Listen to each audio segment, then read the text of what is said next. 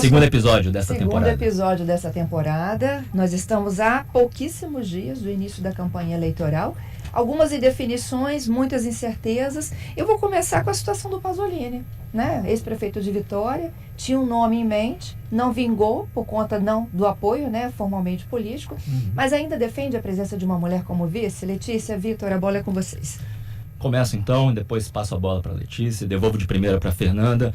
Bem, Fernanda, a gente começa esse papo de eleições, segundo episódio da atual temporada, de certo modo, de onde paramos, de onde encerramos o capítulo anterior, quem será o vice ou muito provavelmente a vice, a candidata a vice-governadora de Lorenzo Pasolini, porque essa indefinição persiste, ou seja, ainda não temos essa resposta. Na semana passada nós comentamos aqui que havia sim um nome preferido pelo ex-prefeito de Vitória, que era o da primeira-dama de Colatina, né? A médica Lívia Vasconcelos, filiada ao PSD, esposa de Renzo Vasconcelos, que é o prefeito de Colatina e presidente estadual do PSD.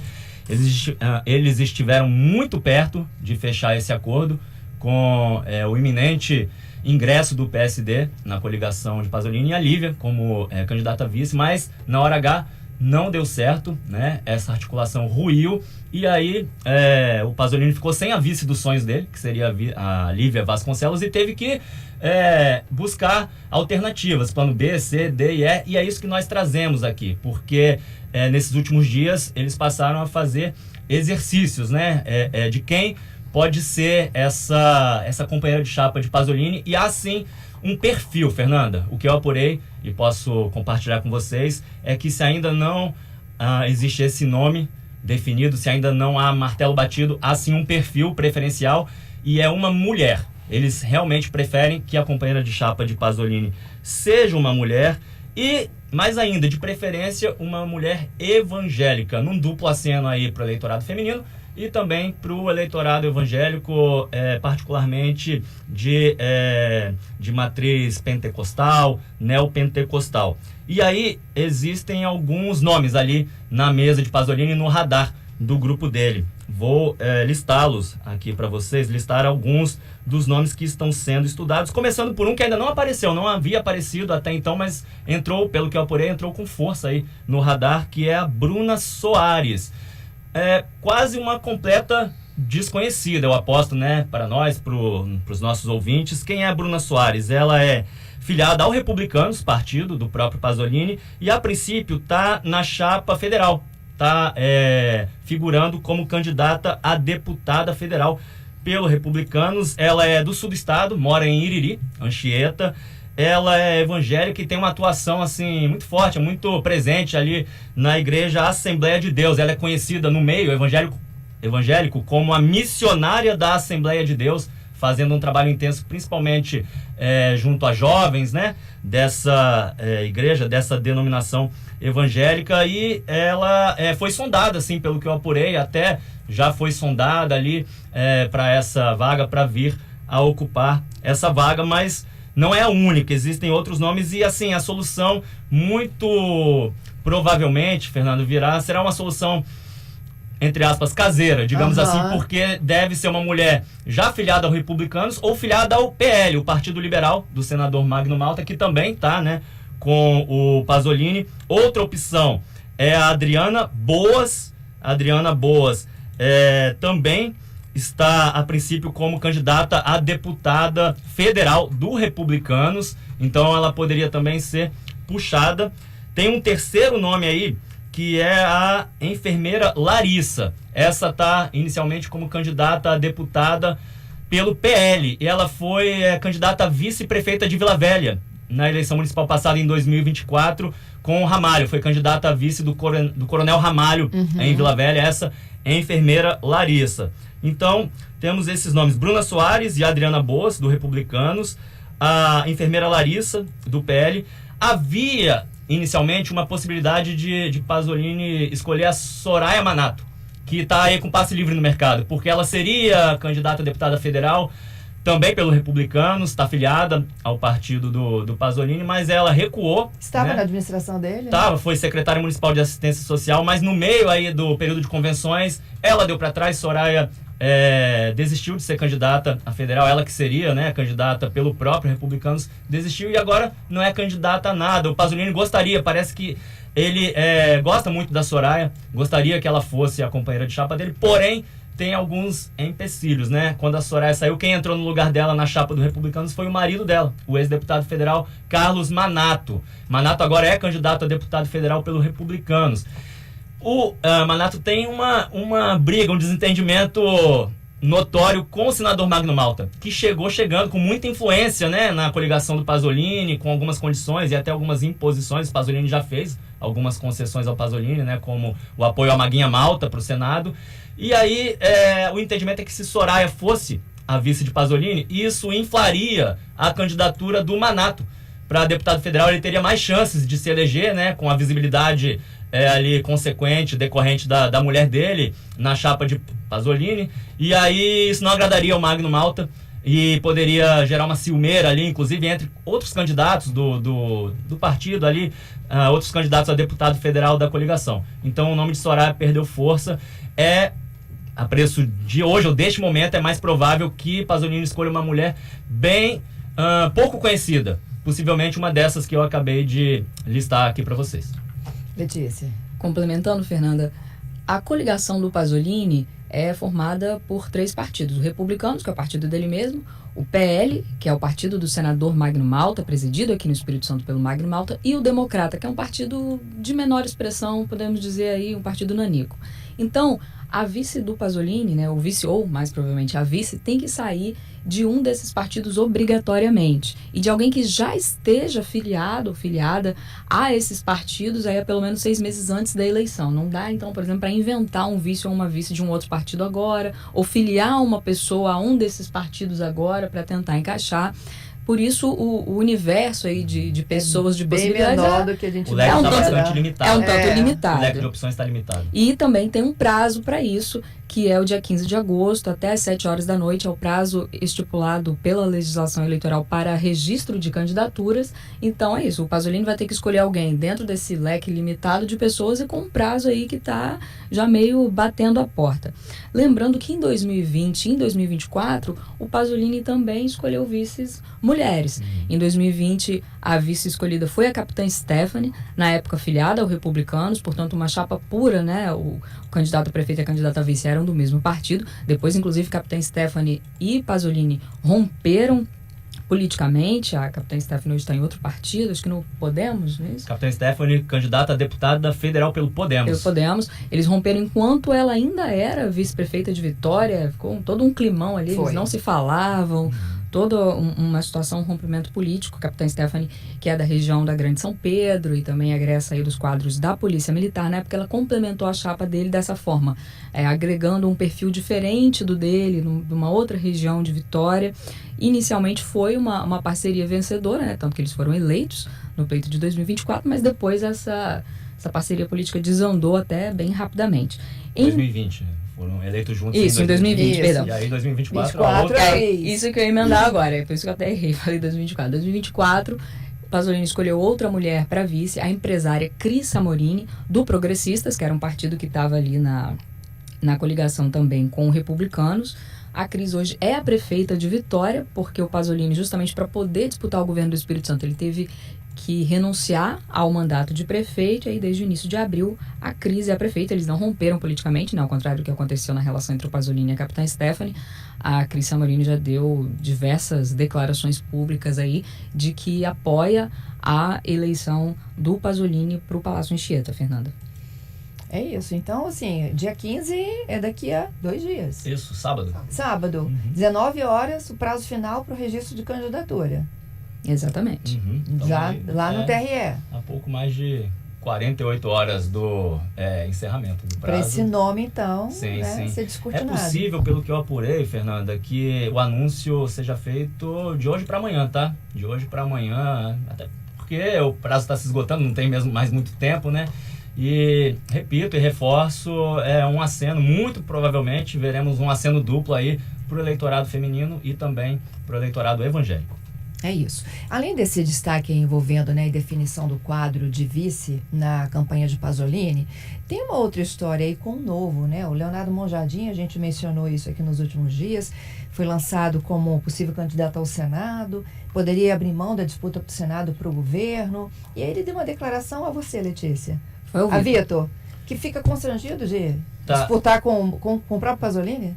É até curioso, né? Uma situação bastante inusitada para ele, que dirá para nós, né? Que temos que apurar e buscar entender a situação. Mas o fato é o seguinte, Fernando, o Leonardo Monjardim, primeiro contextualizando, né, para o ouvinte que não conhece, não está familiarizado com o nome desse político, ele é vereador de Vitória, aliadíssimo de Lorenzo Pasolini, também agora da atual prefeita Cris Samorini, lembrado aqui pela Letícia. Ele, inclusive, foi líder do Pasolini na Câmara de Vitória e é o atual líder da prefeita Cris Samorini, né? Para vocês compreenderem, assim, é o tamanho da proximidade, né? Entre eles, da proximidade política. No entanto, desde o ano passado, Monjardim, filiado ao Partido Novo, né? Um partido pequeno, de viés muito liberal na economia, mas com pouquíssimos mandatários aqui no Espírito Santo, desde o ano passado, Monjardim vem dizendo e reafirmando que é candidato ou que seria candidato ao Senado pelo Partido Novo e que não abria mão, inclusive os dirigentes estaduais do partido reiteravam que não abriam mão desse projeto. E a candidatura dele, a candidatura do Monjardim, inclusive, foi a primeira a ser registrada na Justiça Eleitoral. A candidatura dele é ao Senado, já está lá no sistema. Isso, em ato, inclusive, na Convenção do Novo, realizada ali na própria Câmara de Vitória no dia 21 de julho. Porém, há poucos dias houve mais uma dessas reviravoltas de que a política é pródiga, né, Fernanda, Letícia, ainda mais neste momento do processo eleitoral.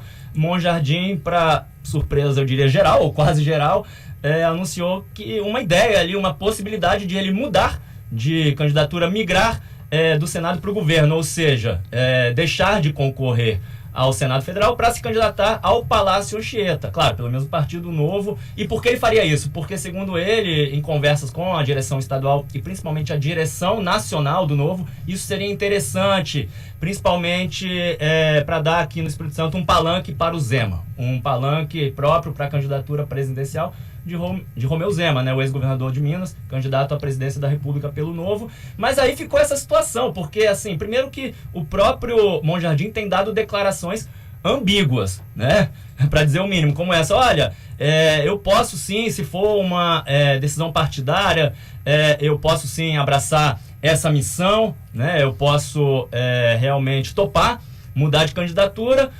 Porém, contudo, todavia, fico até constrangido, palavras dele, né? Eu me sinto até constrangido, até desconfortável, ele falou, pouco à vontade para concorrer com o meu aliado, Lorenzo Pasolini, ao mesmo cargo. Então, como é que fica isso? Então, até um bastidor, Fernanda, fica, né, assim, realmente... Eu perguntei a ele disse que não é blefe, mas há, assim, digamos, essa teoria de que, no fundo, isso possa não passar até de uma jogada ali de última hora, da parte de Monjardim, da parte do próprio Novo, a fim de conseguir ainda se encaixar nessa tão cobiçada vice de Lorenzo Pasolini, né? O que o Monjardim também queria, o que, digamos assim, ele não descarta, né? E tem outra questão, talvez um possível outro constrangimento nessa história, se confirmar, que é o seguinte: o Novo também não descarta fazer uma parceria com o PRTB do Rodney Miranda, porque até então a candidatura do Monjardim ao Senado pelo Novo seria ali de forma independente, sem coligação com nenhum outro partido. E o Monjardim, inclusive, já havia me dito que mesmo assim, formalmente, sem uma coligação, sem estar unido formalmente com o PL, que ele, Monjardim, pediria o segundo voto para o Senado para Maguinha Malta, que é candidata ao Senado pelo PL. Ele falou que faria ali uma parceria informal, Monjardim e Maguinha, em que ele pediria aos eleitores, né, como cada eleitor pode votar para até 2 candidatos ao Senado, e até 2 candidatos ao Senado, ele pediu: vote em mim e vote também na Maguinha. Agora, se o Novo se juntar, fizer essa reviravolta aí, né, se juntar com o PRTB, lançar a candidatura do Monjardim ao governo e apoiar o Rodney para o Senado, Rodney que já disse, né, que vai ser candidato ao Senado. Aliás, o Novo não descarta até acrescentar um outro nome aí nessa chapa: Monjardim ao governo, Rodney ao Senado, e um outro nome ainda desconhecido ao Senado também. Então, como é que ficaria o Monjardim? Já tinha declarado apoio à Maguinha e vai se juntar com o Rodney? Isso, falando em Rodney, é o assunto de já, depois do repórter CBN. Precisamos falar de Rodney. A volta de Rodney ao Espírito Santo, um instantinho só. Repórter CBN. Quinta-feira, 13 de agosto de 2026. Um dos foragidos da Operação Sem Desconto foi preso na noite de ontem. O presidente da Confederação Nacional de Agricultores Familiares e Empreendedores Familiares Rurais, Carlos Lopes, se apresentou voluntariamente na Superintendência da Polícia Federal em Brasília.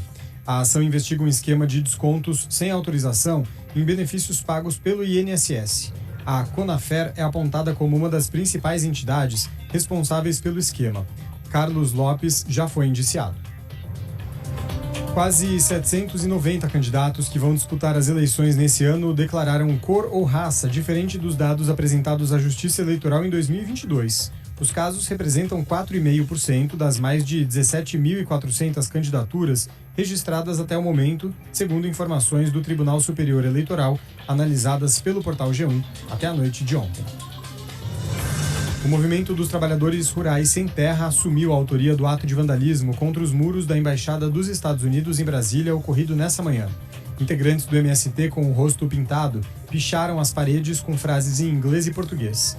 Eles escreveram que os Estados Unidos fazem guerra e lucram com a morte. O ato também teve queima de faixas e bandeiras deixadas na calçada. Ninguém foi preso. A embaixada ainda não se pronunciou sobre o caso. E o risco de o El Niño atingir intensidade muito forte entre outubro e dezembro subiu de 81% para 90%. O boletim de julho da Administração Oceânica e Atmosférica dos Estados Unidos, com a projeção, foi atualizado hoje. O fenômeno é caracterizado pelo aquecimento igual ou maior que 0,5 grau das águas do Oceano Pacífico Equatorial. O El Niño ocorre em intervalos irregulares, que variam de 2 a 7 anos, com duração média de 9 a 12 meses. O fenômeno gera impacto direto no aumento da temperatura global. No horário de Brasília, 11h33. Repórter CBN. As principais notícias do dia, a cada meia hora.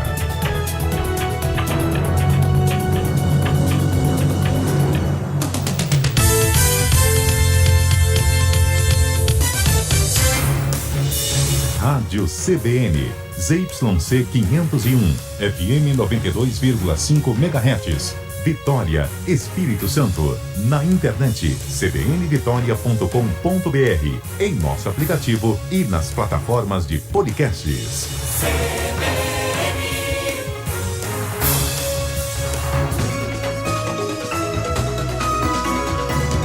CBN Vitória.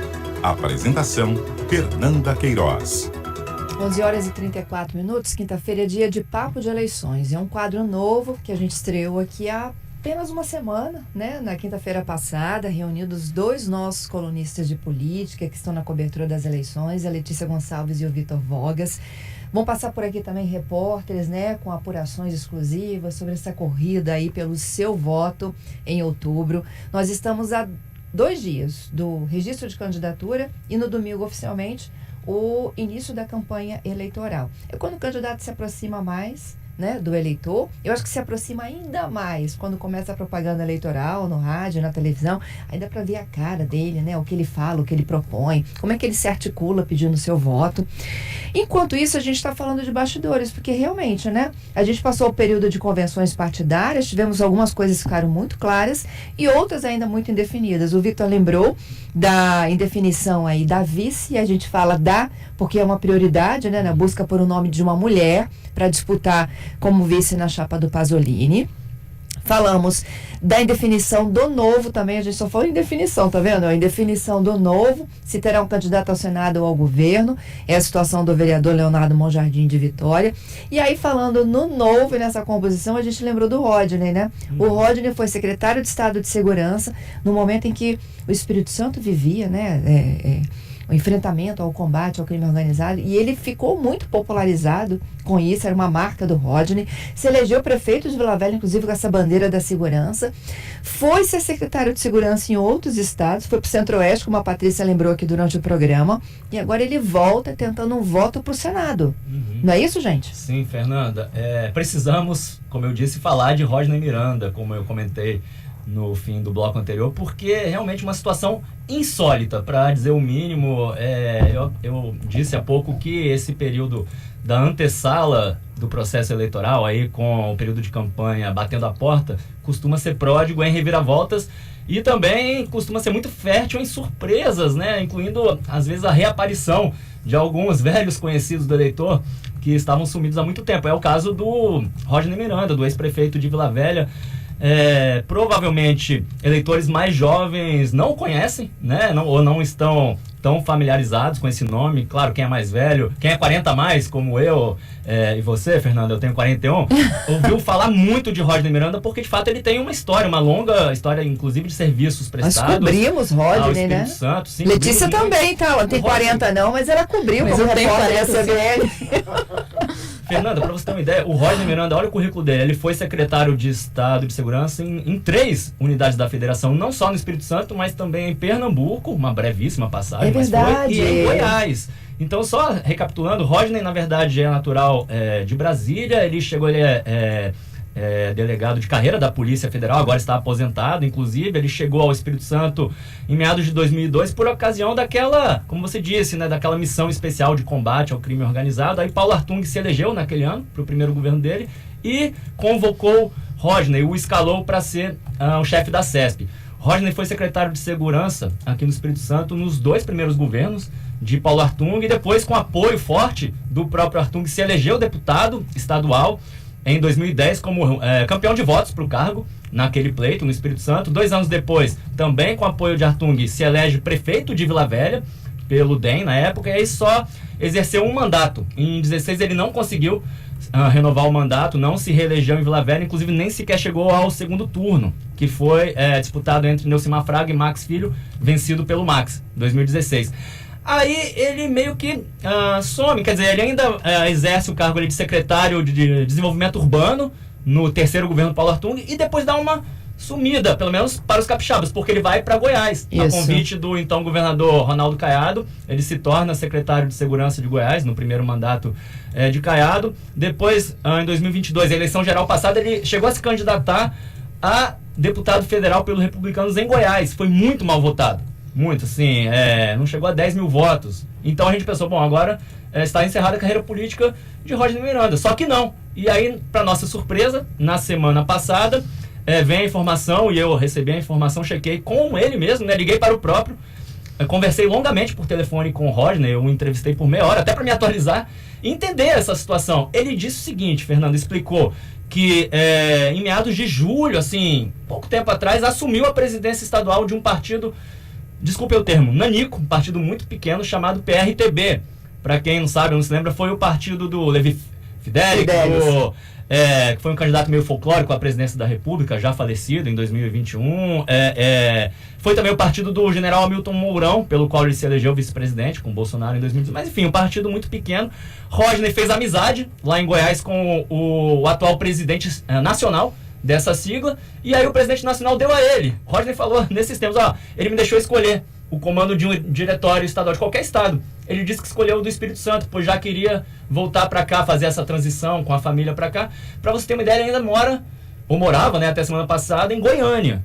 Disse que está de mudança e tudo, e que só vai lançar para valer mesmo a campanha dele ao Senado no fim deste mês, com um período eleitoral já em pleno andamento, para você ver como a coisa foi meio, né, improvisada, surpresa, de trocar os pneus do carro com o carro em movimento. Mas ele, de fato, oficialmente é candidato ao Senado, né? Ele é o presidente estadual da sigla, controla, né, o partido aqui no Espírito Santo. Fizeram uma convenção virtual, inclusive, o que confesso que não sabia, mas é permitido pela legislação eleitoral, a realização da convenção nesse formato. Pode ser presencial, híbrido ou virtual. Como ele estava em Goiânia, né, ele fez de modo virtual e chancelou ali a própria candidatura ao Senado, que é a única candidatura desse partido aqui no Espírito Santo, né? Assim, a gente fica se perguntando, eu mesmo fui pego de surpresa e perguntei a ele quais são os planos dele, né, pro Senado no Espírito Santo, se ele considera ter alguma chance, né, numa disputa tão acirrada. Vamos lembrar que ele está se metendo aí numa disputa com nomes, assim, considerados bastante competitivos, como o próprio ex-governador Casagrande,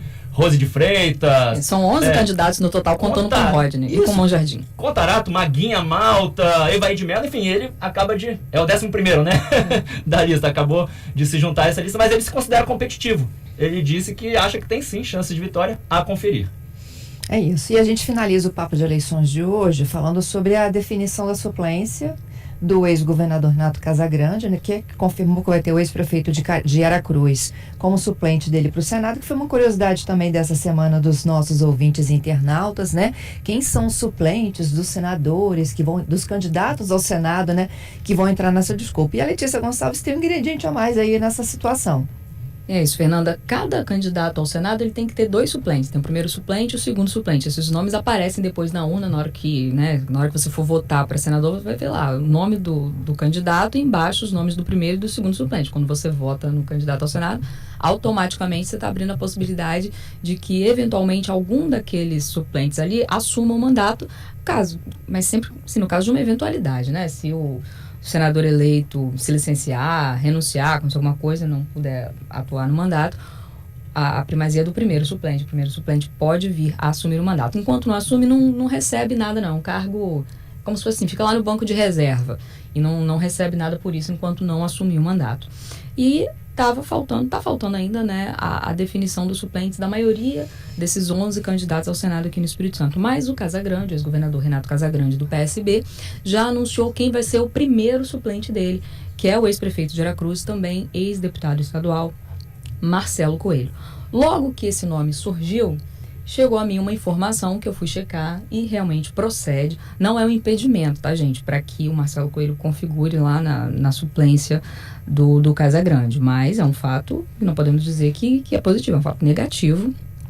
Que o Marcelo Coelho se envolveu em um acidente de trânsito em 2025 e foi indiciado pela Polícia Civil pelos crimes de homicídio culposo quando não há intenção de matar. E também por ter fugido, abandonado o local do acidente. Esse acidente aconteceu em fevereiro de 2025, na BR-101, em Linhares. De acordo com o inquérito ao qual eu tive acesso e o depoimento prestado pelo próprio Marcelo Coelho, ele estava dirigindo uma Amarok, uma caminhonete, na BR-101 à noite, entre 11 da noite e meia-noite, e tentou fazer uma ultrapassagem no local que era proibido e acabou batendo numa moto na contramão. A Amarok estava na contramão e bateu nessa moto, uma moto Shinerai. O motociclista morreu na hora e o Marcelo Coelho abandonou lá o local do acidente, a pé mesmo, né? Deixou a caminhonete no local. No dia seguinte, Marcelo Coelho procurou a delegacia, se apresentou à delegacia acompanhado de um advogado, contou o que aconteceu, disse que não tinha ingerido bebida alcoólica e que deixou o local do acidente porque ficou com medo, né, de aglomeração ali, de aparecerem pessoas, fazer alguma coisa com ele, e não prestou socorro porque a vítima morreu na hora, não tinha como prestar socorro. Aí o inquérito, né, transcorreu durante alguns meses. Em junho do ano passado, o delegado concluiu que a culpa do acidente foi do Marcelo Coelho e o indiciou. A defesa do ex-prefeito de Aracruz tenta um acordo de não persecução penal com o Ministério Público. Isso significa o quê?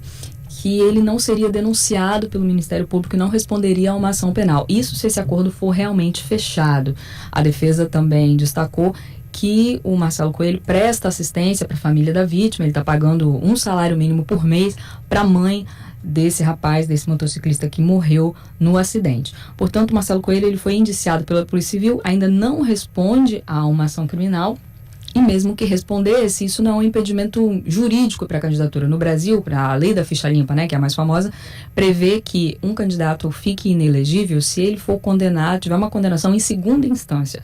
O Marcelo Coelho não tem nenhuma condenação, nem em primeira instância, nem foi denunciado ainda.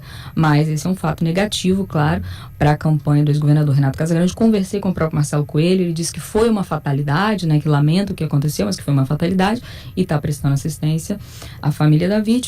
O ex-governador Renato Casagrande disse que não considera isso um impeditivo, porque o Marcelo Coelho já havia falado com ele que teve esse acidente aí, que foi uma fatalidade, que está prestando assistência à vítima. Então, Ao que tudo indica, o ex-prefeito de Aracruz vai ser sim confirmado lá na hora do registro de candidatura como primeiro suplente do Casagrande, Fernanda. É isso. Vitor e Letícia, meu muito obrigada a vocês por compartilharem com os nossos ouvintes e internautas todas as apurações envolvendo esse momento aqui da política, né? Já entrando efetivamente na campanha eleitoral, quinta que vem vai ser bom, hein? A gente vai ter tudo já confirmado, né? Porque já estaremos em plena campanha, período oficial de campanha. Já propaganda eleitoral na rua, nas ruas. É isso. Muito obrigada, viu? Eu que agradeço, Fernanda, pelo espaço. Letícia, um forte abraço e até a próxima, né? Semana que vem.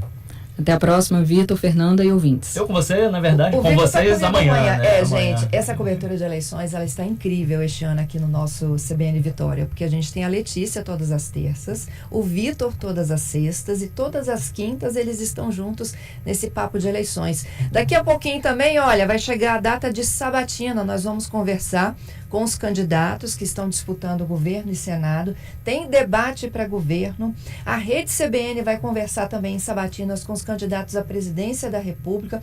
É o momento que você vai ter contato aí com propostas do que eles têm para oferecer para conseguirem conquistarem o seu voto nessa eleição de outubro próximo. Essa é a cobertura que a gente tenta, né, Letícia e Vitor?